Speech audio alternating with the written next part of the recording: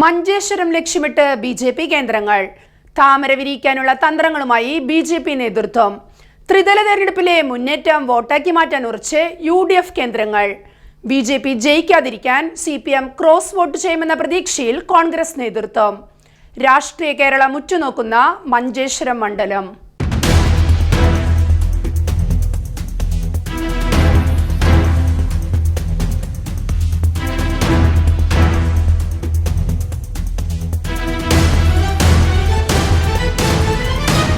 വരാനിരിക്കുന്ന നിയമസഭാ തെരഞ്ഞെടുപ്പിൽ ശ്രദ്ധാകേന്ദ്രമാകാൻ പോകുന്ന മണ്ഡലമാണ് മഞ്ചേശ്വരം.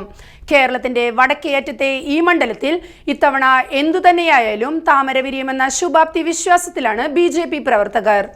ബി.ജെ.പിക്ക് ശക്തമായ സ്വാധീനമുള്ള ഇവിടെ മുൻകാലങ്ങളിലെല്ലാം നേരിയ വ്യത്യാസത്തിലാണ് ബി.ജെ.പിക്ക് വിജയം നഷ്ടമായത്.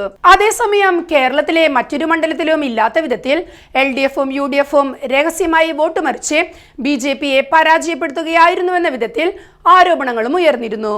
എന്നാൽ മാറിയ സാഹചര്യത്തിൽ മഞ്ചേശ്വരത്ത് ബി.ജെ.പിക്ക് വിജയം സുനിശ്ചിതമാണെന്ന വിശ്വാസമാണ് ബി.ജെ.പി. നേതൃത്വത്തിനുള്ളത്. അതുകൊണ്ട് തന്നെ ബി.ജെ.പിയുടെ മുന്നേറ്റത്തെ തടയാനുള്ള അണിയറ നീക്കങ്ങളാണ് എൽ.ഡി.എഫ്, യു.ഡി.എഫ്. കേന്ദ്രങ്ങളും ആരംഭിച്ചിട്ടുള്ളത്.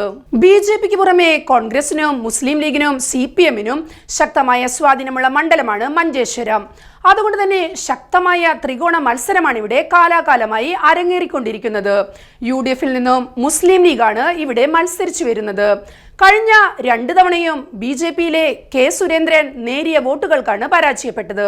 2016 വെറും 89 വോട്ടിനാണ് 2ാം സ്ഥാനത്തെത്തിയത്. 2021 സുരേന്ദ്രൻ പരാജയപ്പെട്ടതാകട്ടെ 745 വോട്ടിനുമാണ്. മുസ്ലിം ലീഗിലെ എ.കെ.എം. അഷറഫാണ് കഴിഞ്ഞ തവണ മഞ്ചേശ്വരത്ത് നിന്നും തെരഞ്ഞെടുക്കപ്പെട്ടത്. ബി.ജെ.പിക്ക് ശക്തമായ സ്വാധീനമുള്ള കർണാടകയുമായി അതിർത്തി പങ്കിടുന്ന മഞ്ചേശ്വരത്ത് കരുത്തറിയിക്കാൻ ബി.ജെ.പി. കഠിനാധ്വാനമാണ് ഏറെക്കാലമായി നടത്തി വന്നിരുന്നത്. 1991 കെ.ജി. മാരാർ മത്സരിച്ചപ്പോഴാണ് ബി.ജെ.പി. മിന്നുന്ന പോരാട്ടം കാഴ്ചവെച്ചത്. അന്ന് 1072 വോട്ടിനാണ് കെ.ജി. മാരാർ പരാജയപ്പെട്ടത്. അതിനുശേഷം ബി.ജെ.പി. ജയിക്കാതിരിക്കാൻ ക്രോസ് വോട്ടിംഗ് നടന്നുവെന്ന ആരോപണമാണ് രാഷ്ട്രീയ കേന്ദ്രങ്ങൾ ഉയർത്തുന്നത്. എന്നാൽ കനത്ത വിജയപ്രതീക്ഷയാണ് യു.ഡി.എഫ്. വെച്ച് പുലർത്തുന്നത്. കാരണം കഴിഞ്ഞ ത്രിതല തെരഞ്ഞെടുപ്പിൽ വലിയ വിജയമാണ് ഇവിടെ യു.ഡി.എഫ്. നേടിയത്. തദ്ദേശ സ്വയംഭരണ സ്ഥാപനങ്ങളിലും ഭരണമുറപ്പിച്ചത് യു.ഡി.എഫ്. ആണ്. മഞ്ചേശ്വരം മണ്ഡലത്തിലെ 4 ജില്ലാ പഞ്ചായത്ത് ഡിവിഷനും യു.ഡി.എഫ്. സ്വന്തമാക്കി. ബി.ജെ.പി. വിജയിച്ചു വരുന്ന പുത്തികെ ജില്ലാ പഞ്ചായത്ത് ഡിവിഷനും യു.ഡി.എഫ്. പിടിച്ചെടുത്തു.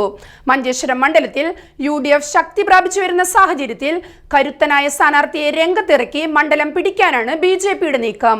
ബി.ജെ.പിയിലെ പ്രമുഖ നേതാവ് കെ സുരേന്ദ്രനെ തന്നെ വീണ്ടും മത്സരിപ്പിക്കാനാണ് നേതൃത്വത്തിന്റെ തീരുമാനം. Advocate K Sreekanth, M L. Ashwini എന്നീ നേതാക്കളുടെ പേരും പരിഗണനയിലുണ്ട്. സി.പി.എമ്മും മഞ്ചേശ്വരത്ത് സജീവമായി രംഗത്തുണ്ട്. എന്നാൽ തെരഞ്ഞെടുപ്പിൽ ബി.ജെ.പിക്ക് മുൻതൂക്കമുണ്ടായാൽ യു.ഡി.എഫിന് അനുകൂലമായി വോട്ട് മറിച്ച് ബി.ജെ.പിയെ തോൽപ്പിക്കാനുള്ള നീക്കത്തിനുള്ള സാധ്യതയും നിലനിൽക്കുന്നുണ്ട്. ബി.ജെ.പി. കേന്ദ്രങ്ങളുടെ കണക്കുകൂട്ടൽ പോലെ മഞ്ചേശ്വരത്തിന് താമര വിരിയുമോ എന്നാണ് രാഷ്ട്രീയ കേന്ദ്രങ്ങൾ ആകാംക്ഷയോടെ ഉറ്റുനോക്കുന്നത്.